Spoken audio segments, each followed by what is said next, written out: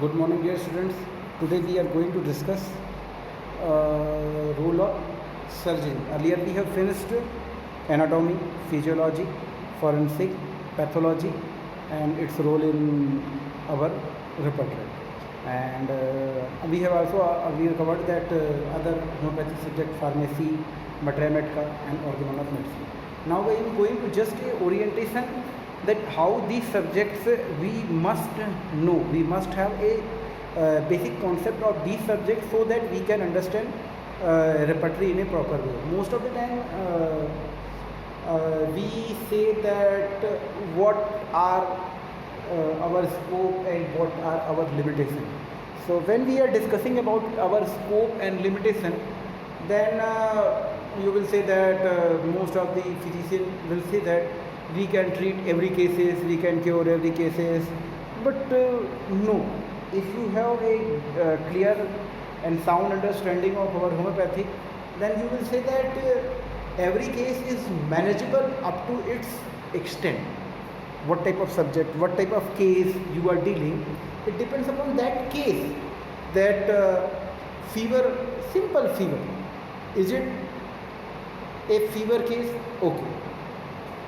Now you will see that what is its cause. If it is a very severe infection, then management will be different. If it is seasonal, then medicine will be different. So we will treat the case, but we will also see try to its root cause. So today when we are talking about that our homeopathic scope is increasing day by day and everywhere, then few person will come that no, homeopathic have few limitations, and I agree with them very well that yes, homeopathy have a few limitations. Not only homeopathy, I am talking about any pathy which have its merit and its demerit. So merit and demerit depend upon scope and limitation. So like we have a scope in many type of cases, we have a scope, but along with that we have a limitation of surgical cases. Surgery. So you are studying surgery in third year. Why surgery is in third year? Because now you know anatomy. By anatomy, you know structure. What are structure in body? Bone, muscle, ligament, tendon, and nerve supply, artery, vein, everything. By that knowledge and physiological knowledge, you studied function. Function. By anatomy, you know structure. Now it leads to pathology, and this also lead to FMT. FMT also get few link from pathology and physiology. Now all this knowledge help us to understand surgery. Surgery is the mixed knowledge of all the subjects, anatomy, physiology, pathology, FMT, everything. So now another point comes,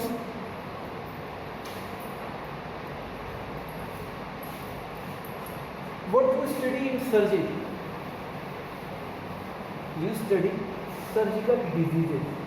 What you study? You study surgical diseases. It means what are surgical cases, what are surgical disease you study.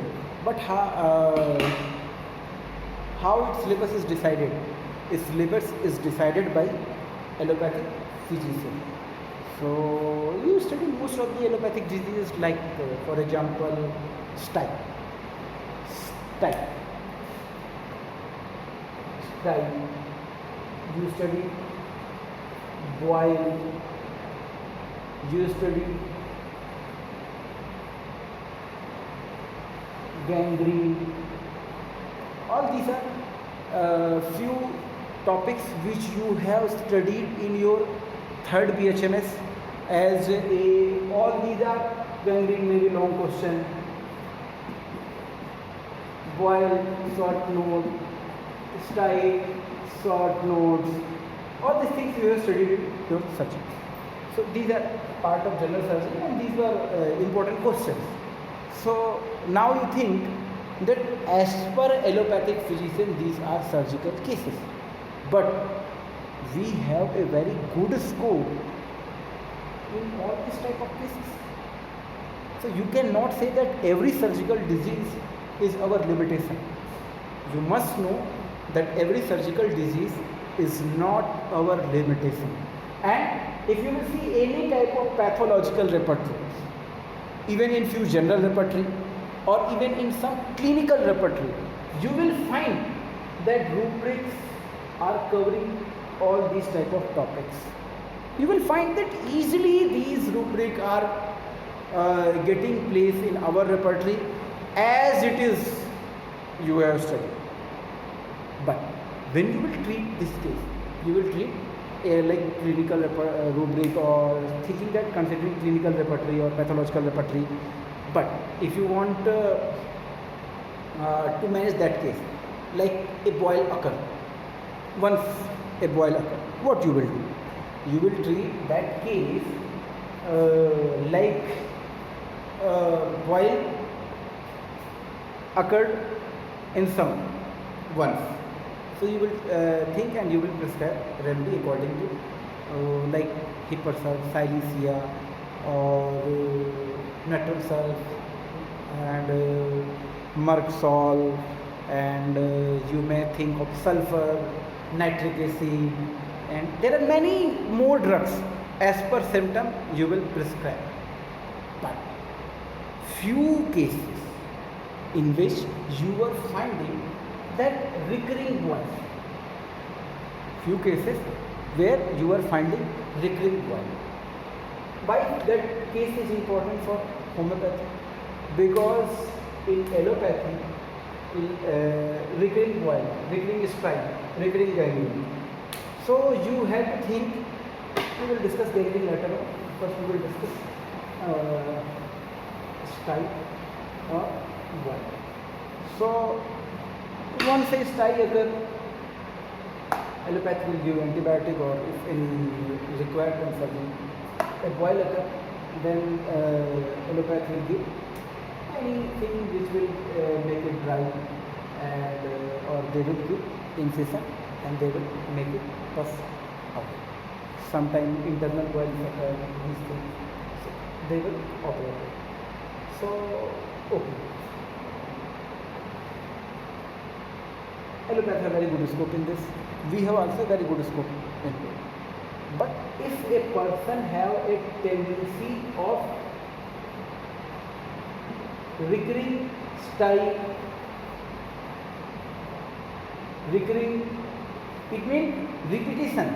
Repeated, a patient is suffering repeatedly from style. A patient is suffering recurring from boil. One boil cures, another boil comes. One boil, whole body boils come. What you will do? What you will do? If whole body boil is coming, then you will get, how many times you will get operated? How many times? How much antibiotic you will take? They have their limitation. But if you are prescribing our homeopathic medicine, then we can manage this case very well. We can manage these cases very well. So we should think that these are not our limitation. Every surgical case is not our limitation. Every surgical case need to understand that what is our limitation, what is our scope in that particular surgical disease. So like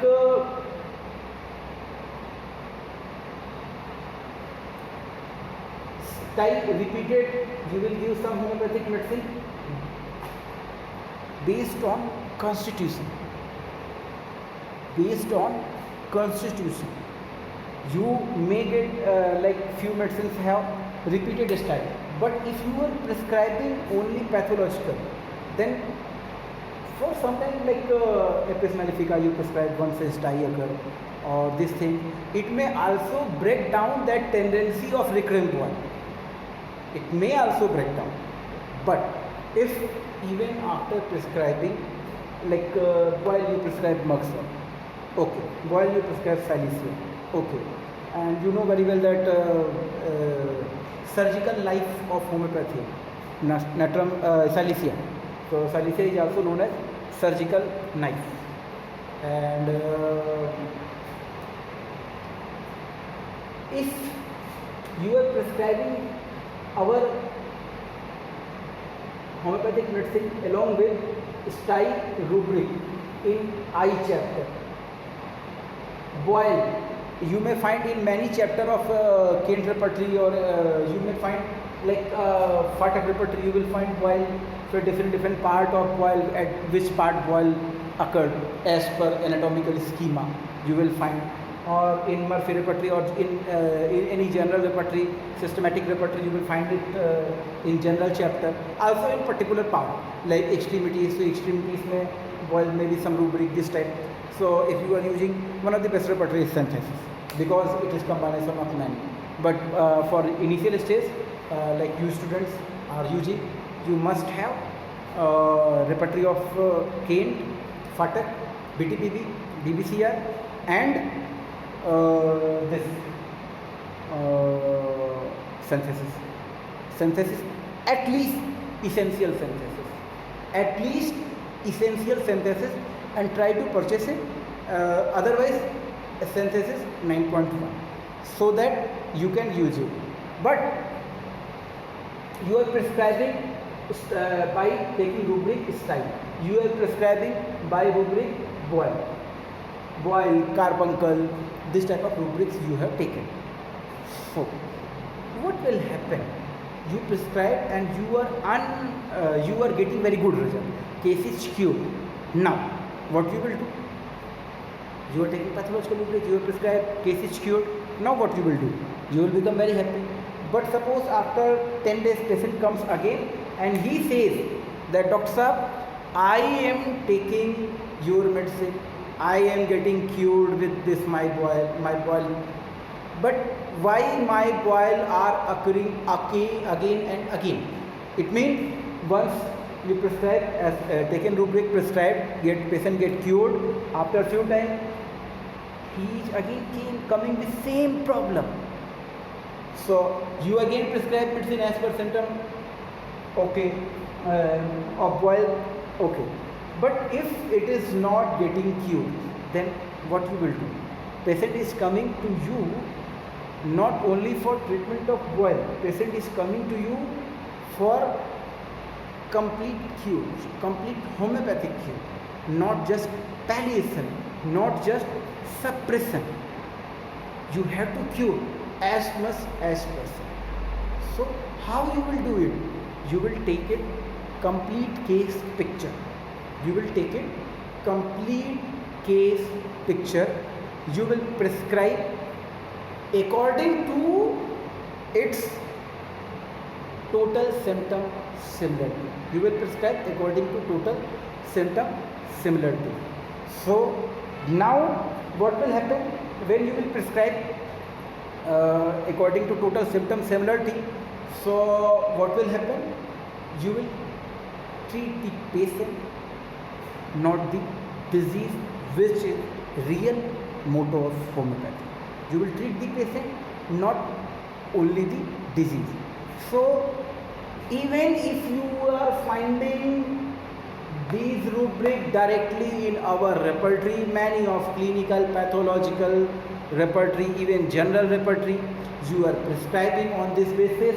But if you are getting failed, then you have to follow our basic principle of homeopathy, and you have to prescribe based on totality of symptom, considering patient as a whole, considering particularly a possible general symptom, which is uniqueness of homeopathy, and you will prescribe based on general symptom, and then you will be able to break the tendency of recurring boil. You will be able to break the tendency of style. You will be able to break the recurrence. So then your patient will believe you more. Your patient is coming to you not just for cure of boil. They are coming to you just to get complete relief. Complete relief, it means it will not recur. So how you will be able to get it? You will be able to do it by following our basic cardinal 7 principle, and you will consider these rubric, but it will be only just a rubric. It will not be only the basis of prescription. Okay, and a few points remaining I will discuss in next class. Surgical approach, surgical knowledge for repertory, part 2, and few more important things which will be required for your clinical practice I will discuss in next class. Okay, thank you dear, and if any problem then you can contact me on my personal WhatsApp number 9239387515.